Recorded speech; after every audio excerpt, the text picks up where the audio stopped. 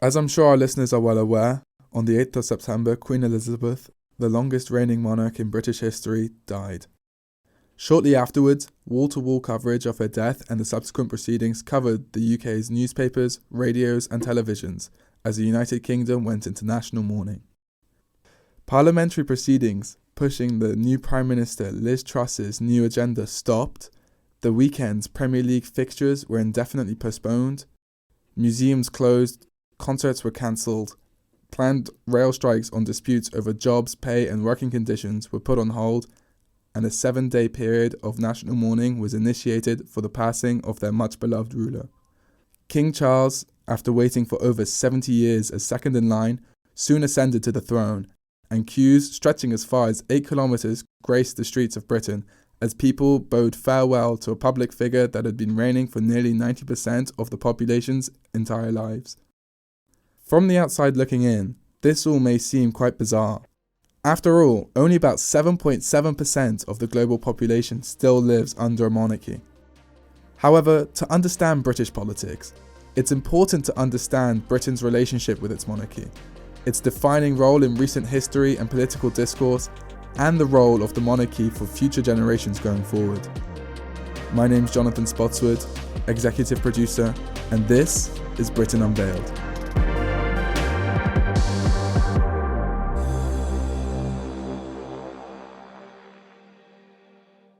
To understand the contemporary role of the monarchy, we have to go back. No, not as far back as the Magna Carta, but to Elizabeth's birth in 1926. Third in line to the throne, Elizabeth was not assumed to become queen, as her uncle Edward was first in line and assumed to eventually have children. However, this would change in 1936 when Edward VIII proposed to Wallis Simpson, an American divorcee. As king, Edward was also head of the Church of England, which at the time prohibited second marriages. So, to avoid a constitutional crisis, Edward was forced to abdicate the throne, leaving it to Elizabeth's father, George VI, making her next in line.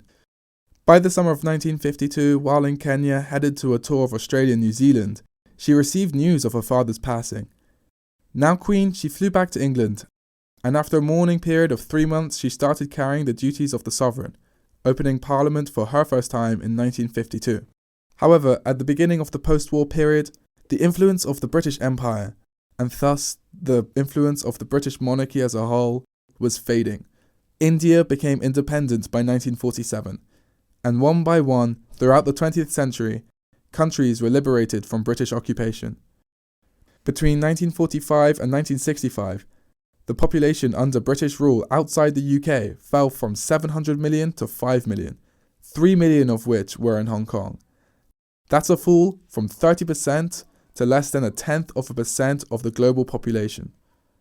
Faced with changing tides, the increasing decline of the British Empire led from her being head of state to much of the world to a head of the group of Britain's former colonies in the form of the Commonwealth. In order to maintain good relations with her former colonies and avoid the chaotic and violent problems prevalent in the French and Portuguese crumbling empires, the British allowed for countries to have the right to self-determination, only of course after the British instilled a new government. Nonetheless, while not having much real power, she remained head of state of the UK and her former colonies. Constitutionally, the monarch is vital to the continuing ruling of the government. While King Charles is nominally restricted to following the advice of the government, the reigning monarch's continued influence on the governance of the United Kingdom as head of state is difficult to deny. Known as the royal prerogative, the duties of the king continues to exercise from minor, symbolic, constitutionally necessitated actions to incredibly influential and important ones. As head of state, some of the royal prerogative includes, but is certainly not limited to, appointing and dismissing ministers, regulating the civil service, issuing passports, being head of the military, being head of the Anglican Church, and much more. However, according to many, the most influential and important one of these duties is the weekly meeting with the Prime Minister to discuss recent political developments. Once a week, behind closed doors, the PM has a completely confidential audience with the King. While the exact details of the conversations are never revealed, the Prime Minister draws on the institutional knowledge of the monarch, with their great experiences from audiences with leaders from all over the world.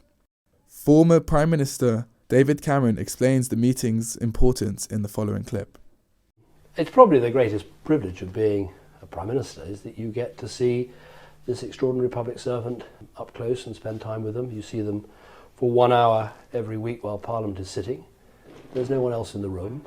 It's a meeting you really value because you reveal what you're really thinking about something, the real worries you have about a particular course of action or consequences or problems that you've got or political problems or problems within the cabinet.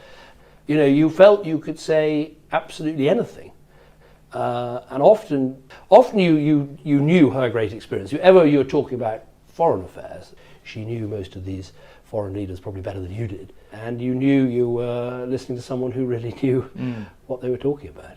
But whenever you're with Her Majesty, you always think, I mean, I was her 12th Prime Minister, you think, you know, she has seen so much and heard so much and had to deal with so many different people going all the way back to Winston Churchill that you think probably nothing ever surprises her. The relationship of the Prime Minister and the monarch is one of immense trust and confidentiality. Drawing on the great experience, particularly with the legacy of Elizabeth, the Prime Minister can use the monarch as a guiding figure representing continuity in the face of continually changing governments. Here is an extract from the former Labour Prime Minister Tony Blair discussing his relationship with the monarch. Really, the Queen had been a part of my life, but absolutely distant. And then suddenly, when you're Prime Minister, you meet her for the first time. So I was somewhat in awe. And she was extremely gracious right from the very outset and sort of set me at ease. Though she did say, you know, her first Prime Minister was Winston Churchill, and that was before I was born. So it gave me a sense of how long she'd been the monarch even at that stage. She was very sympathetic to the position of Prime Minister. She was sympathetic to their pressures, to the criticism that came upon them, to the decisions they had to take. She was very supportive in knowing that the job was a hard job. And she was someone, I mean, there were probably only 2 or 3 people in the world when you were Prime Minister that you could talk to completely openly and frankly, disclose your worst thoughts and most extraordinary ideas, if you like, without any risk of the breach of confidentiality or leaking. I mean, I suppose she had been the repository over so many years with so many secrets. She knew how to keep a secret, but most important, she knew how to give the Prime Minister a sounding board and a person to listen to them and talk to them in a way that no other person could. As with many things in Britain's complicated unwritten constitution, the relationship of the head of state with their government relies upon politicians acting in good faith to not abuse the fragile system of conventions that constitute the laws that govern the United Kingdom. This came to a head in 2019 when Johnson, fresh from a landslide victory of his Brexit agenda, advised the Queen to prorogue Parliament from early September to mid-October, advising the Queen to allow it so that the government could reconvene and come up with an agenda. This, however, was not true. Many speculated at the time that it was in fact put in place to push through his controversial Brexit plan. A deadline of the 31st of October was set for Britain to leave the EU, and Johnson was pushing forward with this, proroguing Parliament to avoid parliamentary scrutiny. Claims that the proroguing was unlawful reached all the way to the Supreme Court. Johnson was found to have lied to the Queen, and Parliament resumed functions on the 25th. This episode in particular highlights a problem with Britain's constitution at large, and because the head of state has no real power, they have to do what the Prime Minister says when performing political functions. Earlier this week, we interviewed Justin Frosini to understand his point of view on the matter.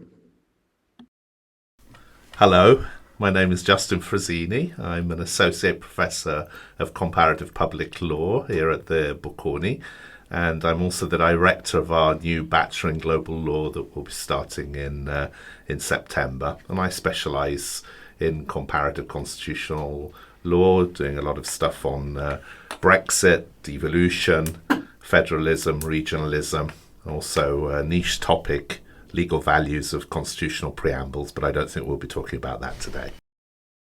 Why is this Supreme Court ruling particularly significant, and why does it matter that Boris Johnson lied to the Queen?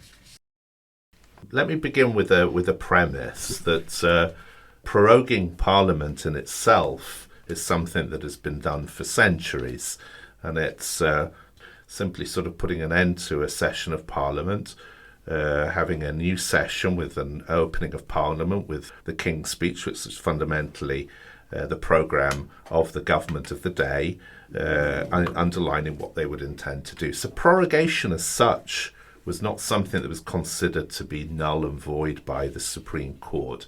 But that request for prorogation was considered null and void.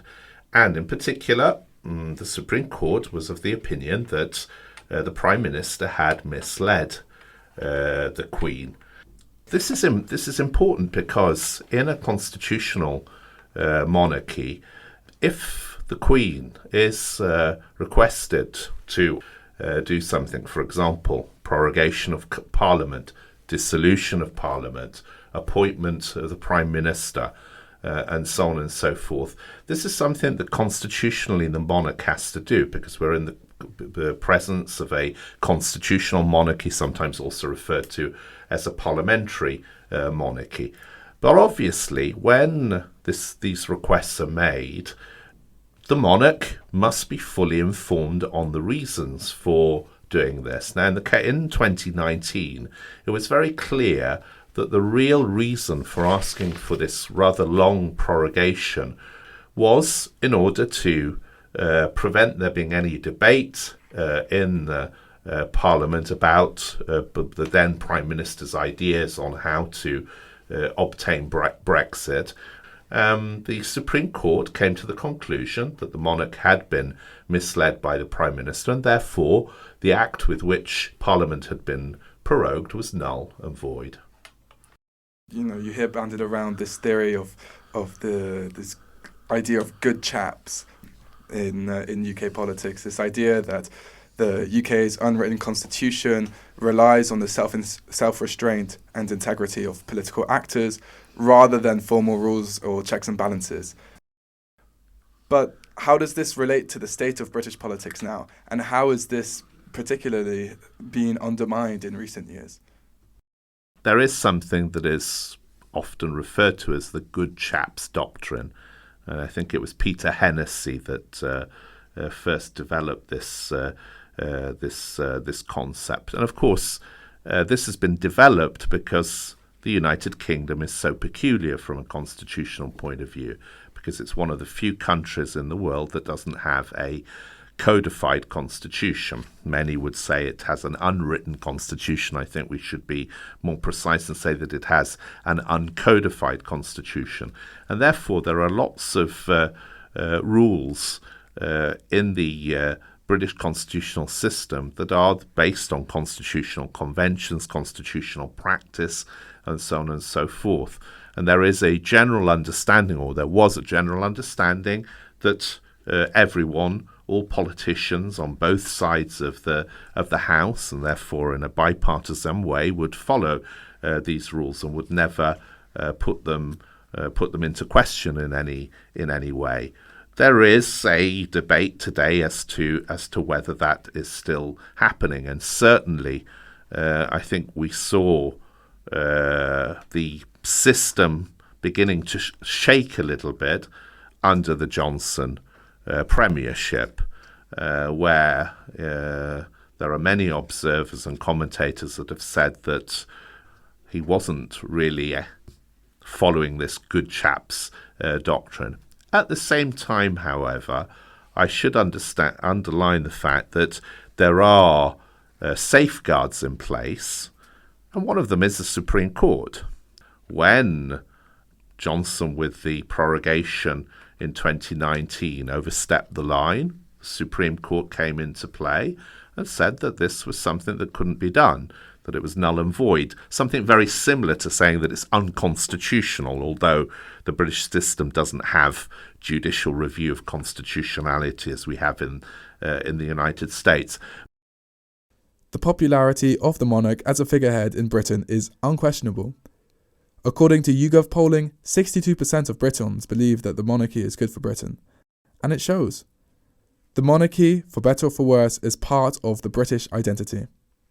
Anecdotally, in Britain, the monarchy is everywhere. You see it on the stamps, on the money, in the postal service, in the army, and it's difficult to go anywhere without seeing the influence of the monarchy. The Queen represented what makes many proud to be British: diplomacy, public service, tradition, and influence, and many have fond memories of the Queen. From her yearly Christmas speeches to the nation, to her performance during the opening ceremony of the 2012 Olympics, where she appeared to have jumped out of a helicopter with none other than James Bond actor Daniel Craig. Despite strongly held democratic and meritocratic beliefs, she had successfully convinced many generations of Britons of the benefits the monarchy can bring to Britain. Here is Tony Blair from before discussing how the Queen had navigated changing times during her reign. Well, the genius of the Queen was her ability in an age in which deference was pretty much thrown out of the window to keep people supportive of the monarchy, and a new generation of people supportive of the monarchy. And, she did that by attaching such importance to the concept of duty. I mean, one thing, whether you're pro-monarch or monarchy or anti-monarchy, the one thing you'd have to say is this is a person who genuinely does her duty by the people. What she's done is set a tone and a mark for the future, where the new king is going to have to keep that in mind and follow it, which I'm sure will happen. But, that's her achievement. Her achievement is, as the world has become much less inclined to support anything that's hereditary, much less deferential towards those in grand positions, she has kept the British people with her and with the institution of the monarchy. That's an enormous achievement. For the more pragmatic, there are some concrete benefits that many can still attribute to the monarchy. As head of the Commonwealth, the continual influence on Britain's former colonies in the post-imperialist world we live in, for many, ensures Britain's priorities are still respected on the world stage. The monarch's influence on trade and international relations is estimated to be an annual contribution of £150 million a year. Furthermore, the revenues from tourism and media combine to an estimated £600 million. This means once the yearly allowance funded through taxpayer money is taken into account, the monarchy is estimated to bring an income of about £450 million to the British economy, an admittedly small but still a positive amount of money. This, of course, ignores much of the soft power brought about by the royal family. However, it's not all sunshine and roses. Polls show that young people are increasingly unconvinced by the monarchists. Only around 30% of young people are in favour of the monarchy, and an equal amount claim to be against it. With a cost of living crisis in full swing, the royals, with their lavish living standards and excessive institutional wealth, subject to reduced taxes on inheritance and income, seem increasingly out of touch with a large number of Britons, who see the non-meritocratic nature of the royal family as a representation of the systemic inequality that is endemic to Britain. This tension is put on full display when protesters make national headlines for protesting the monarchy, like when Just Stop Oil received flack for pieing a wax statue of King Charles at the famous Madame Tussauds in London, or when a man recently threw eggs at the King and Queen concerts in New York. And the controversies don't stop there. I'm sure you're all aware of the sour taste left in the mouths of Britons when Meghan Markle and Prince Harry accused people involved in the institution of the monarchy of being racist, followed by them stepping back from royal duties. Or the allegations levelled at Prince Andrew regarding sex trafficking having been friends with convicted paedophile Jeffrey Epstein, seriously undermining the credibility of the royal family. In fact, in the same polls that suggested 62% of Britons support the monarchy, it was found that 58% and 65% of people hold negative views on Harry and Meghan respectively, and a whopping 85% of Britons hold negative views on Andrew. Another less recent controversy involving the king surrounded the relationship with him and Diana. Nicknamed the People's Princess, her popularity was unquestionable in the popular imagination, as she used her status and influence to shed light on issues ranging from the art to AIDS. Nevertheless, things took a bitter turn as Charles and Diana's relationship deteriorated, and Charles began an affair with current Queen Consort Camilla, culminating with a public divorce and her subsequent death. The perceived betrayal of a much-beloved figure in the royal family has left a permanent scar on people's perceptions of the institution. However, with the king, people are cautiously optimistic. Charles is largely expected to follow in the footsteps of his mother. Expected to reign for a significantly shorter amount of time, many believe that he will continue her legacy, rather than define one of his own. Stability, diplomacy, neutrality. Nevertheless, some experts are slightly less optimistic about the king, as his political neutrality has been called into question over the years. A vocal climate activist, he publicly sounded alarms about plastic pollution in the 1970s and climate change in 2008, long before these were considered relevant issues. He continues to advocate for the climate, owning an electric Jaguar and an Aston Martin that uses biofuel. Recently, he has also banned foie gras from his royal estates. However, more controversially, he has also been found to have lobbied ministers on a variety of topics. In a series of letters nicknamed the Black Spider Memos after his poor handwriting, it was found that he had tried to influence ministers on topics from fishing to military helicopters and architecture to homeopathy. Here is Frosini again with his opinion on the matter. Why were these memos so important, and what impact does having an opinion as the heir to the throne, but even now we know he has an opinion as the monarch. How does this affect his role as constitutional monarch? One hopes that as a monarch, he will maintain a position that we could define as super partes, to use a typical Latin expression, or of neutrality. In other words, rather like presidents in parliamentary republics, which are ceremonial or figurehead bodies, the same should be the case for the monarch in the United Kingdom. Of course, at the same time, that's what I've just said is the constitutional definition. But obviously, we know that King Charles has strong opinions on certain issues.